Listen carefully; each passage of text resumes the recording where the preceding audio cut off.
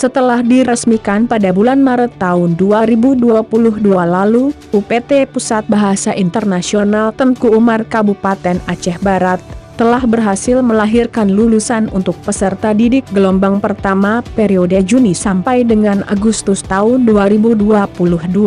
Hal tersebut ditandai dengan diserahkannya sertifikat terampil atau mahir bahasa asing seperti bahasa Inggris, Arab, dan Mandarin.